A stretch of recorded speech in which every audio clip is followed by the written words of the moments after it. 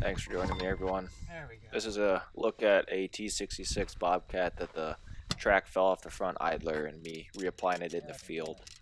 So this is me loosening the half-inch bolts off the dust cap of the T66 track.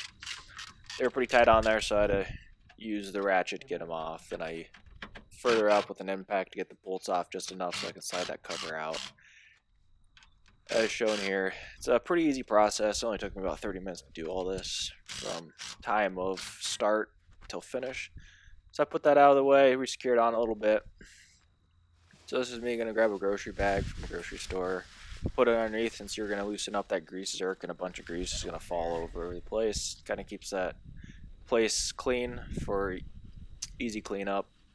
So this is me taking that bolt out itself. You're going to see an abundance of grease come out here in a second. As you decompress it, that is.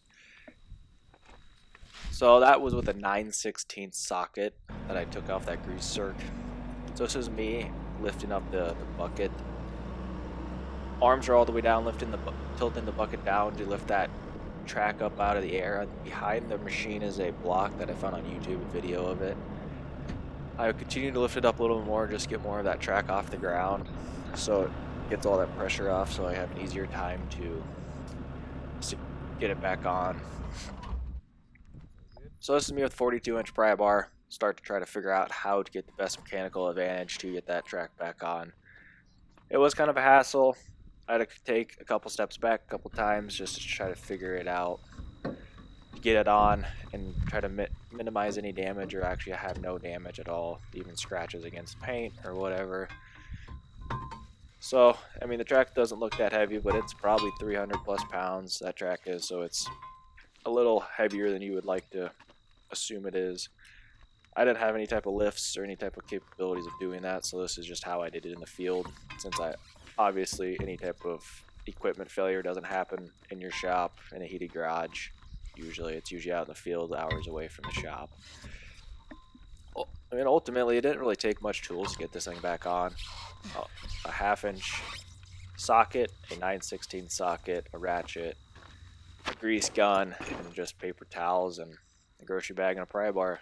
It's really all I needed to get this thing back on. So this is me kind of still trying to get it out. You kind of saw that grease shoot out of there because it pushes that idler pulley back into it. Because it is pressurized, that's how it tightens that track, is by grease itself. So I was trying to get the best type of bite into it to get it on, but ultimately at the start of the video I showed you how I did it, and coming up here in a second I'll show you which is the way that I got it to bounce on. I did find if you put something underneath that track itself, like the only thing I had was that ratchet strap, main part of it that I put on there. But if you had like a block or something to put on there, I think it'd help it with giving more of a track, more play with it. Some people take that top sprocket off. I didn't feel like this was necessary to do that, so I didn't. So this is me continuing to try to do this. Hopefully this helps in the long run. I couldn't find anything about it, how to get it back on, so it was kind of a hassle. So I wanted to make this video for you guys to, if you guys encounter it, to get it on even easier than I did. So there was no torque specs that I could find out there to help me with this, so I basically just kind of went with what it was prior to me putting this thing on. So still just trying to mess around with it. This was probably the hardest part of the entire thing, was trying to put this track back on in line with it. It's not like a bicycle, it's way heavier, way less forgiving. So this is me actually about to get it. So it was that simple. I was very upset at myself, and I figured out how simple that was, but it's a learning experience, and obviously the next time will go just as fast.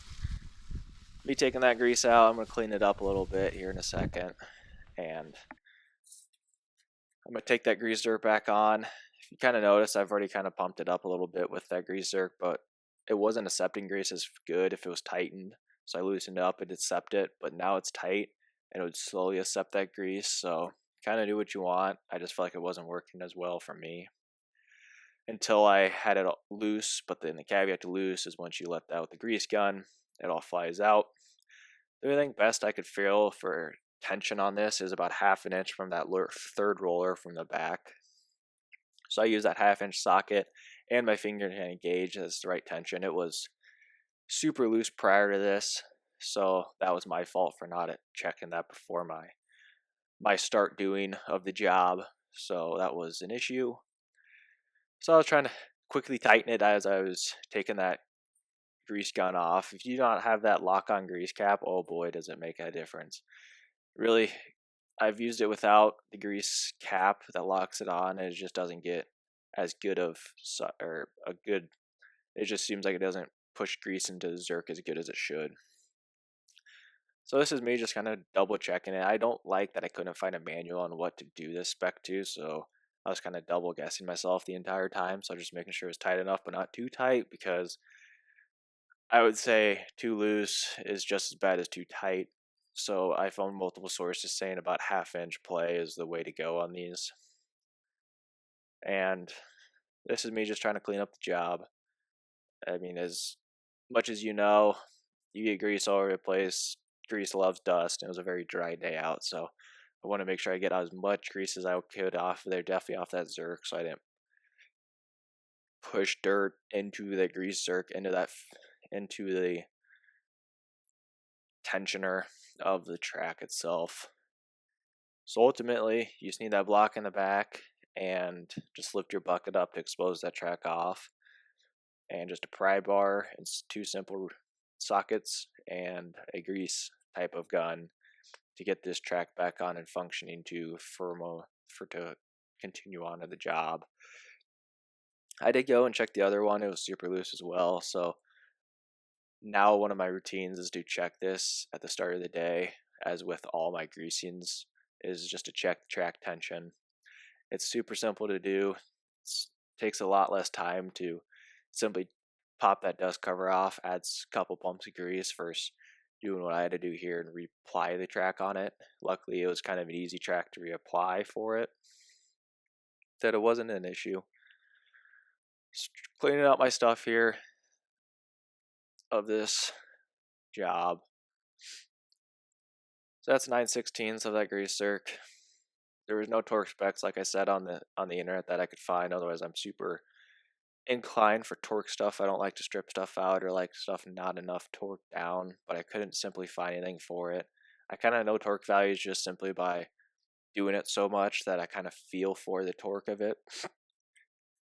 And these 2 bolts are on the outside they were so over tight, and I feel like they almost easily had 40-50 pounds, if not more, onto them. Me doing the final clean of reapplying the track, zerking it up. Dewalt gun, super helpful.